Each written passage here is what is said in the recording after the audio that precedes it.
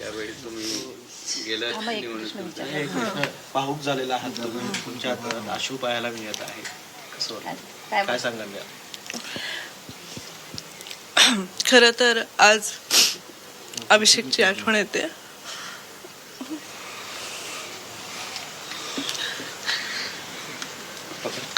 एक मिनिट. पाणी दे. तर अभिषेक घोसाळकर यांची हत्या झालेली होती आणि या हत्येनंतर अनेक आरोप प्रत्यारोप झालेले होते. या निवडणुकांमध्ये तेजस्वी घोसाळकर यांनी भाजपमध्ये प्रवेश केला. त्यांच्या कुटुंबामधून 2 जण निवडणुकीच्या रिंगणामध्ये उतरलेले आहेत. आज आपला मतदानाचा हक्क बजावायला जातानाच तेजस्वी घोसाळकर यांना अश्रू अनावर झाले. त्यांचे पती अभिषेक घोसाळकर यांची त्यांना आठवण येते. खरं तर आज अभिषेक असता तर वेगळा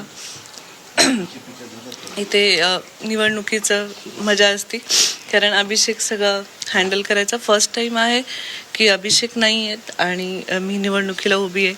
तर त्यांची खूप आठवण येते आणि पण त्याची साथ आहे ते मला माहिती आहे. याच्या आधी कुटुंबीय पण तुमच्यासोबत होते, घोसाळकर साहेब होते, पण यावेळी तुम्ही काय? कुटुंब आणि राजकारण हे वेगळं आहे. आधीही सांगितलं, त्यांचे आशीर्वाद माझ्याबरोबर असणारच आहेत, पण राजकारणामध्ये त्यांचे विचार वेगळे आणि माझे विचार वेगळे आहेत. तुम्ही आता सासूबाईंचे तुम्ही आशीर्वाद घेतले त्यावेळी त्या सुद्धा भावूक झाल्या. परिवार सोबत आहे त्याच ताकदीनं? हो, म्हणजे नक्कीच, कारण त्या माझ्या आई आहेत आणि जसं ते अभिषेकला मिस करतात तसं मीही मिस करते. आणि मी तुम्हाला म्हटल्यासारखं की पहिल्यांदाच असं आलंय की अभिषेक नाही आहेत आणि त्यांची कमी खूप जाणवते. विजय निश्चित आहे या वॉर्डमधून तुमचा?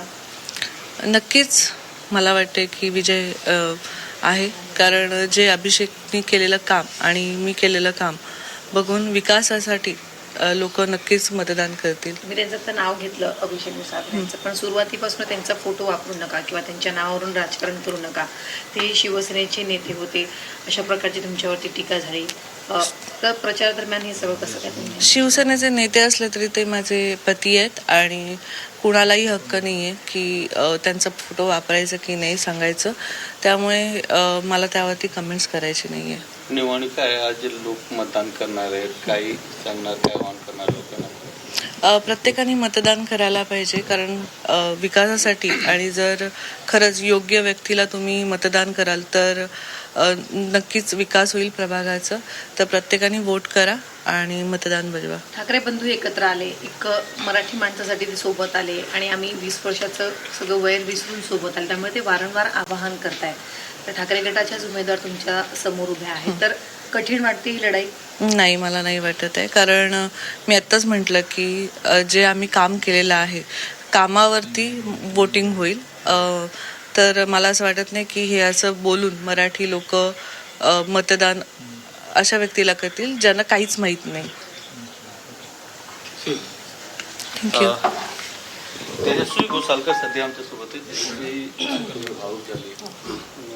तर तेजस्वी घोसाळकर यांची प्रतिक्रिया आपण पाहत होतो. यापूर्वी सुद्धा त्या नगरसेविका होत्या, मात्र प्रभाग क्रमांक 1 मधून ठाकरे गटाकडून त्या उमेदवार होता. यावेळी त्यांचा वॉर्डही बदललाय, 2 मधून त्या आता उमेदवार आहेत आणि भाजपची साथ त्यांनी आता यावेळी घेतलेली आहे. त्या निश्चितच त्यांच्या या लढतीकडे सगळ्यांचं लक्ष आहे, मुंबईकरांचं लक्ष आहे.